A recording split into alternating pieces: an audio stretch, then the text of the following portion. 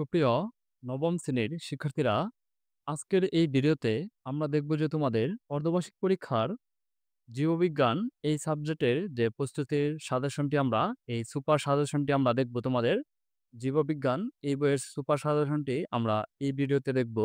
তোমাদের প্রত্যেকটি সাবজেক্টের নমুনা প্রশ্ন এবং সুপার সাজেশন আমাদের চ্যানেলে দেওয়া আছে। সেখান থেকে তোমরা তোমাদের প্রত্যেকটি সাবজেক্টের ভিডিও দেখে নিতে পারো। তোমরা যারা এখনো আমাদের চ্যানেলটি সাবস্ক্রাইব করো নাই, সাবস্ক্রাইব করে পাশেই থাকবে। আর যারা সাবস্ক্রাইব করেছো তাদেরকে অসংখ্য ধন্যবাদ। চলো আমরা দেখে নিই তোমাদের এই জীববিজ্ঞানের সুপার সাজেশনটি।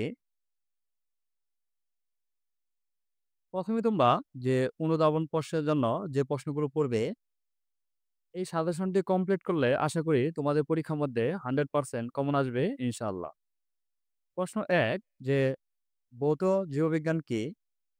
জীববিজ্ঞানের যে শাখায় তাত্ত্বীয় বিষয় নিয়ে আলোচনা করা হয় তাকে ভৌত জীববিজ্ঞান বলে।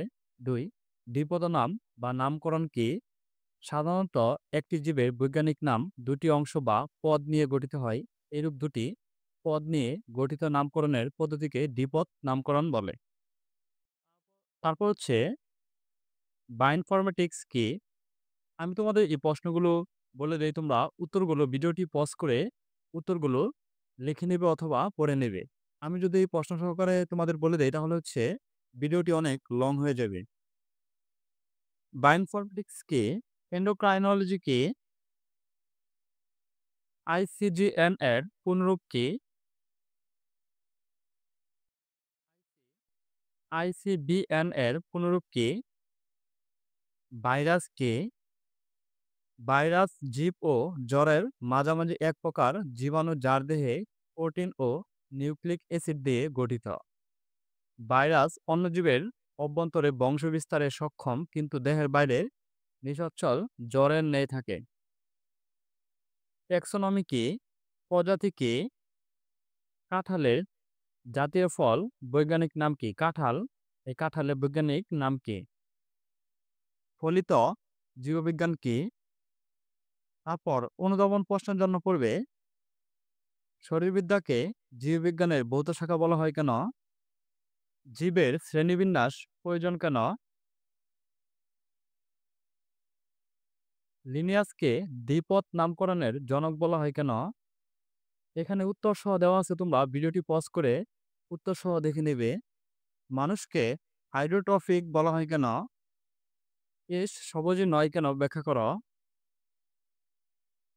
মানুষ প্রজাতির স্প্যানিশ বলার কারণ ব্যাখ্যা করো। অ্যামিবা কোন রাজ্যের অন্তর্গত কেন? দ্বিপদ নামকরণ বলতে কি বুঝো? শ্রেণীবিন্যাস বলতে কি বোঝায়?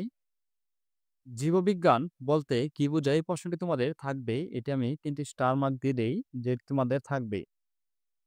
অর্ধবার্ষিক, বার্ষিক এবং তোমাদের প্রি টেস্ট পরীক্ষার মধ্যে এই প্রশ্নগুলো থাকবে। তারপর হচ্ছে কোন কোন বিষয়ের উপর ভিত্তি করে জীবজগৎকে ৫টি রাজ্যে ভাগ করা হয়?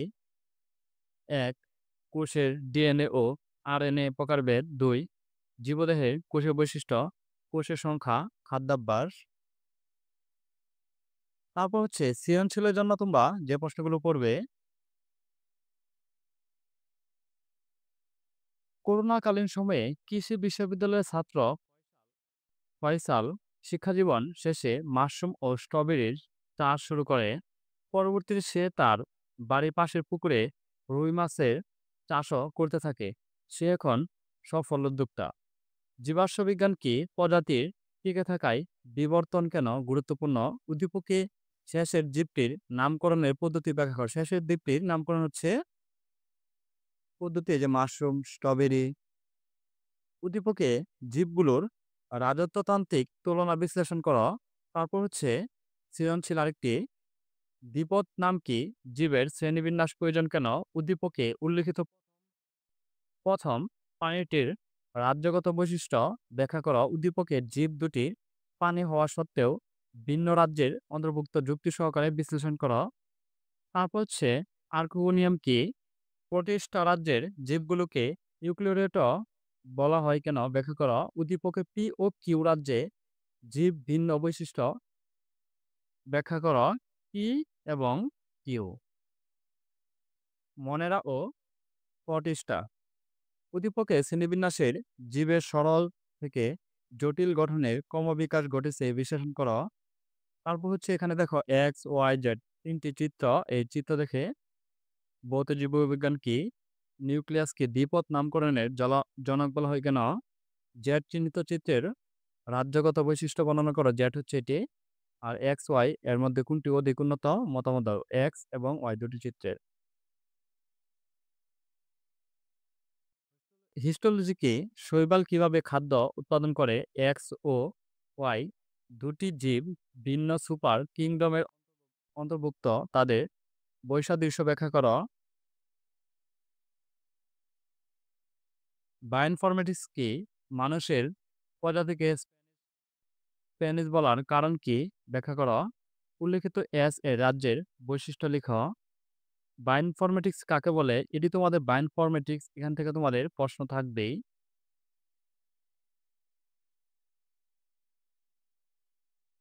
উদ্দীপকে নমুনা জীবের নামকরণ পদ্ধতি ব্যাখ্যা করো। নিউক্লিওপ্লাস্ট কি, বংশগতিবিদ্যা জীববিজ্ঞানের কোন শাখা অন্তর্ভুক্ত ব্যাখ্যা করো। উদ্দীপকে এ ও বি সুপার কিংডমে অবস্থিত, তার প্রথমটির বৈশিষ্ট্য উদাহরণসহ ব্যাখ্যা করো। উদ্দীপকের এ ও বি কোন রাজ্যের অন্তর্ভুক্ত ব্যাখ্যা করো। জীবকোষ ও টিস্যু থেকে তোমরা যে প্রশ্নগুলো পড়বে, উড ফাইবার কাকে বলে, এরেনকাইমা কাকে বলে, এটি থাকবে তোমাদের এরেনকাইমা। এরেনকাইমা তোমাদের এই প্রশ্নের মধ্যে থাকবে। জটিল টিস্যু কাকে বলে, এটিও থাকবে। বংশগতি কি, এটিও থাকবে। স্লাইড স্টেনিং কি, কোষ কঙ্কাল কি, প্লাজমা কি, হরমোন কি, এটি থাকতেই পারে। কোষ ঝিল্লি কি, বাস্ট ফাইবার কি, অন্তঃক্ষরা গ্রন্থি কি,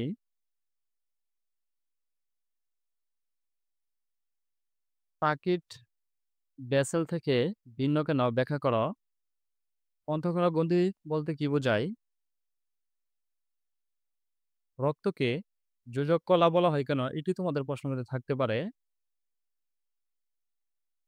কোষ কঙ্কাল বলতে কি বোঝায়। অঙ্গ নিয়ে তন্ত্র গঠিত ব্যাখ্যা করো। কোন টিস্যু দেহের অভ্যন্তরীণ কাঠামো গঠন করে ব্যাখ্যা করো। ফুল এবং ফল রঙিন হয় কেন ব্যাখ্যা করো। জটিল টিস্যুকে পরিবহন টিস্যু বলা হয় কেন। কোষের কোন অঙ্গাণুটির রঙিন রং সৃষ্টি করে ব্যাখ্যা করো।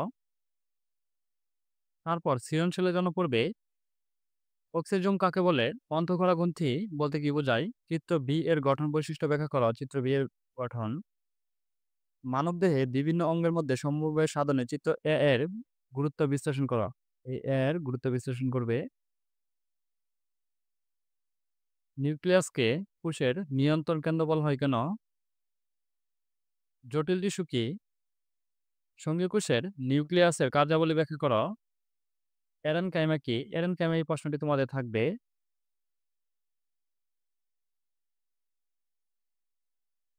ঐচ্ছিক পেশি কি,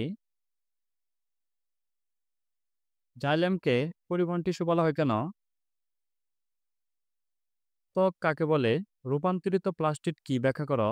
ওয়াই টিস্যুর প্রথম কোষটি বৈশিষ্ট্য লিখো। উদ্ভিদের উদ্ভিদের টিকে থাকার জন্য এক্স ও ওয়াই টিস্যু ভূমিকা পালন করে। এক্স এবং ঊর্ধ্বমুখী পরিবহন করে, নিম্নমুখী ও পার্শ্বমুখী পরিবহন করে উদ্ভিদের পরিবহন কলা। আদিকোষ কাকে বলে, অঙ্গ কাকে বলে। আদিকোষ কি, অনিচ্ছিক পেশিকে মিশ্রণ পেশি বলা হয় কেন। চিহ্নিত চিত্রটি পি এর গঠন বৈশিষ্ট্য ব্যাখ্যা করা। পি এর গঠন এটি বৈশিষ্ট্য ব্যাখ্যা করা। তারপর পরিশেষে পরিবেশের ভারসাম্য রক্ষা হয় কি, কিউ এবং আর এর মধ্যে কোনটি গুরুত্ব অধিক বিশ্লেষণ। কিউ এবং আর এর কোনটি গুরুত্ব বিশ্লেষণ করো। ধন্যবাদ শিক্ষার্থীরা। আমরা তোমাদের এই নবম শ্রেণীর জীববিজ্ঞান, আমরা তোমাদের এই সাবজেক্টের সুপার সাজেশনটি দেখে নিলাম। তোমাদের প্রত্যেকটি সাবজেক্টের নমুনা প্রশ্ন এবং সাজেশন আমাদের চ্যানেলে দেওয়া আছে, সেখান থেকে তোমরা দেখে নিতে পারো। পরবর্তী ভিডিও সবার আগে পেতে চ্যানেলটি সাবস্ক্রাইব করে পাশে থাকবে। আর যারা সাবস্ক্রাইব করেছো তাদেরকে অসংখ্য ধন্যবাদ।